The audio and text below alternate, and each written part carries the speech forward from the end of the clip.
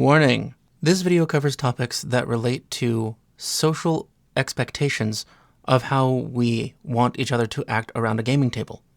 Some of these topics are extremely unsavory and uncomfortable. That's why this video is being created, so we know how to address these and we know what's important to us. Some of these topics include harm to children, overt or covert control of another person, romance or sexual relationships, and of course, violence. Hi, I'm Jake. I make RPG supplements and videos about Pathfinder 2, or PF2.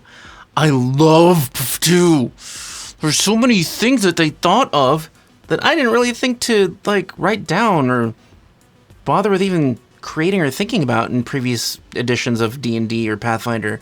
I'm glad that this is so full, this system. Part of it is the Pathfinder Baseline, and I want to talk about that today. For those of you who don't know what the Pathfinder Baseline is, it is in GM Core, page 6, under Running the Game, a welcoming environment. It's past objectionable content. It's talking about basically, sorry, it's page 7. It's talking about basically what the expectation should be at every table to allow everyone to comfortably play together on just general topics.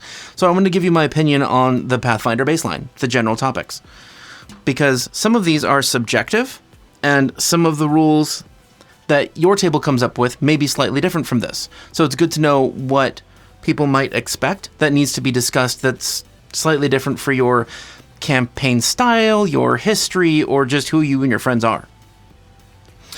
So the Pathfinder Baseline. I'm going to read the first blurb, and then I'll get to the bullets. You might find that your players don't have much to say on the topic of objectionable content, and just assume that general society mores will keep the most uncomfortable topics out of the game.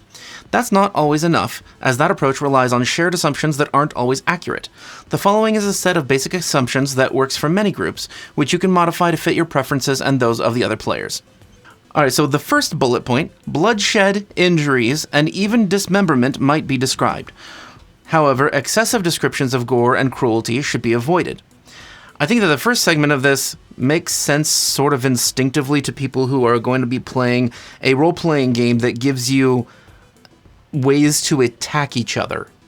Yeah, there is violence in this game because people primarily play this game for conflict, for ways to have something to struggle against. And the most direct and easy to understand struggle is physical combat.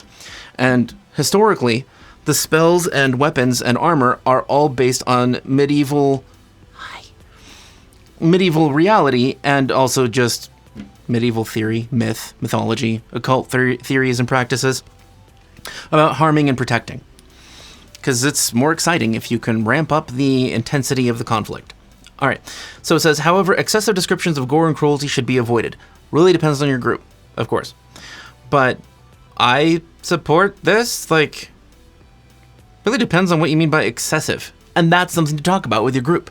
Like, if I'm running a game where these ogres are, killing all of the minotaurs that try to get into the minotaur's city that's nearby, I'm going to describe awful things that the player characters might be appalled by, so they get more pissed off at the ogres. That's part of in-world storytelling. That's part of drawing the players in to feel the reality more for their characters, so that they have more of a reason to follow the plot. So again, depends on your group, but for me, I don't know really what excessive means, but there's going to be descriptions of gore and cruelty, because if you don't have bad guys, you don't have things to struggle against. You're not heroes if you're not helping people from something. So the next bullet is really long. Romantic and sexual relationships can happen in the game, but players should avoid being overly suggestive.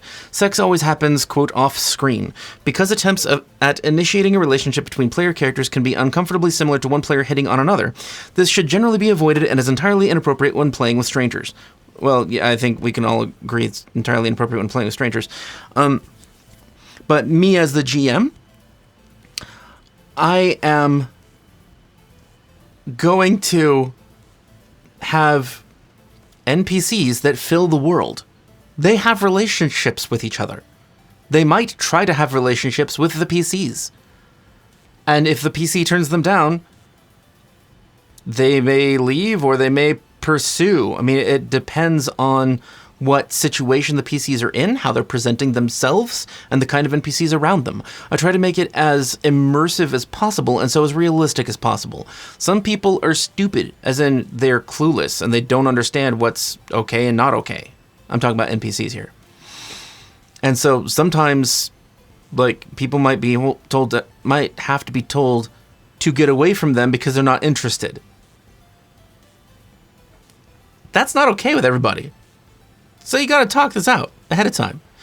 But if I'm playing in somebody else's game, I am totally prepared to respond to any romantic approach because I know who the character is. It doesn't really matter what happens in character. I know how I'm going to respond. It's much easier to figure out. Next bullet point. Avoid excessively gross or scatological descriptions. Scatological means poop related. I think we can all, most of us agree, that that's gross. The following acts should never, that should be part of like a separate bullet. Okay, so that is itself an entire bullet point. Avoid excessively gross or scatological descriptions. Yeah, I don't see why you would describe poop. Everybody knows what it is. Like, you can be like, there's a sewer, you know what's in it. Things bump against you as you're walking through it. Uh-huh. And excessively gross, again, something to talk about with your friends at the table. Like, some people think that it would be gross to even say that there is a sewer. Some people would not be grossed out if a player or NPC starts pulling internal organs out of a monster. Some people are monster hunters and they use the parts to make things. Depends on who you're talking to. Okay, and then the following acts should never be performed by player characters. There are several of these. Torture, performed by player characters. Okay, well, that's just really uncomfortable to roleplay, so I agree with that. I mean, they can, like, intimidate people, and they can say, and our characters mess with them for a while. That's good enough. There's no reason to, like, roleplay torture with your GM.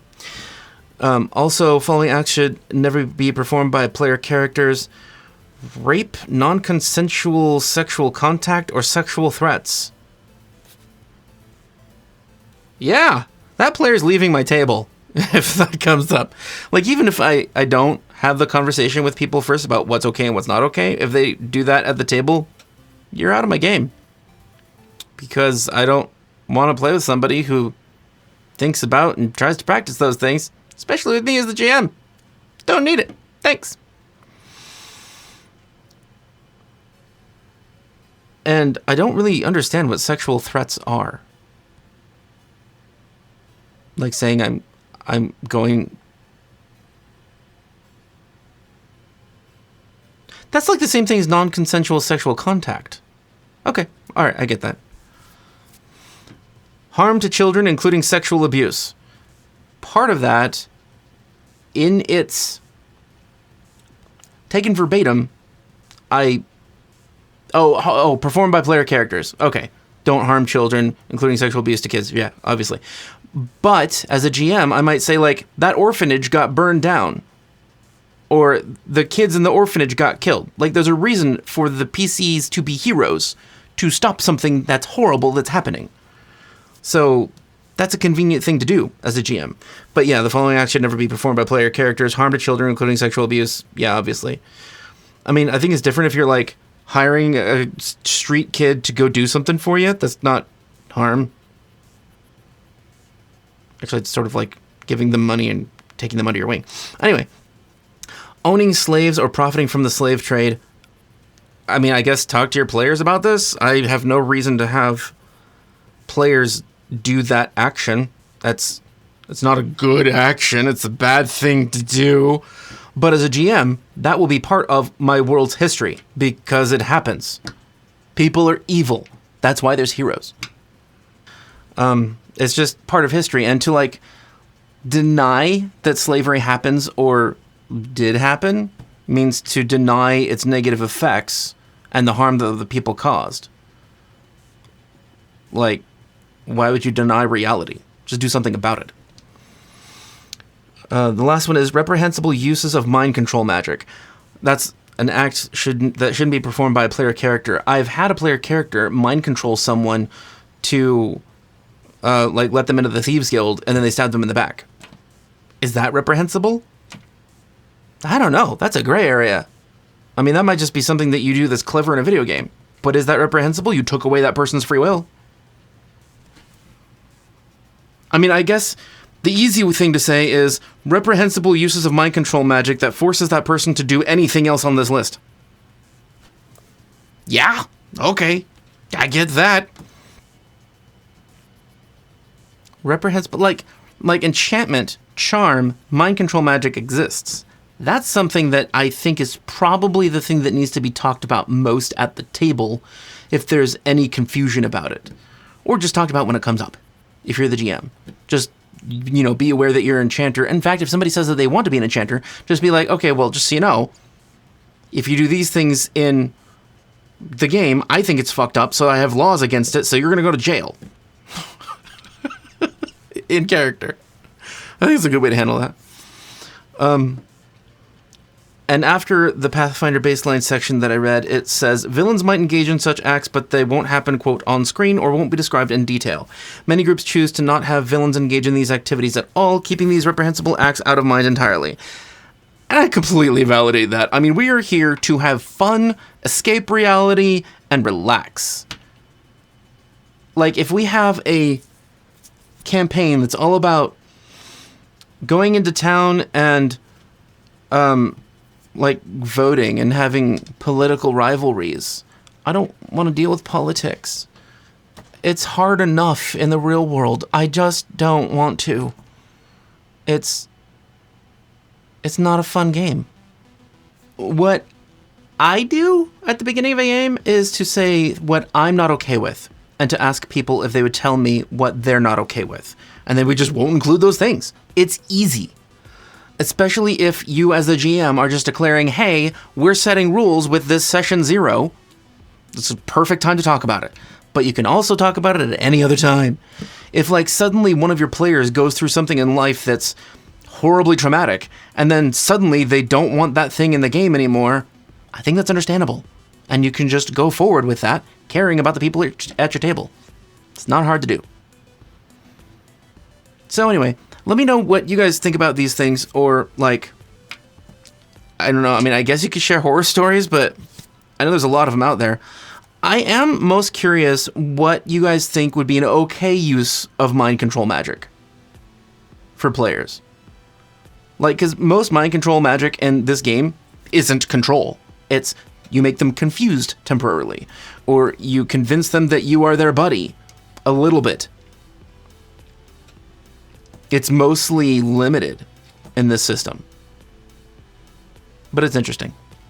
So I think it's important that everyone understands that there is a Pathfinder baseline, understands what it is, and can talk about it with their table to at least make sure that everybody's on the same page.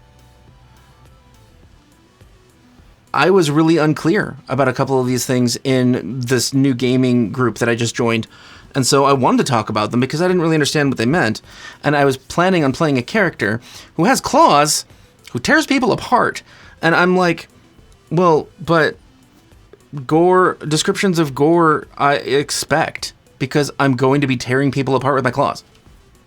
That's just what I do. So, it came up, so it might come up for you. Just thought it might bear some talking. Anyway, if you want to see other videos that are sort of GM related, there's one on time travel, that's right here. Or if you want to see any of my past builds for player characters, right there. Thank you, and I will see you there.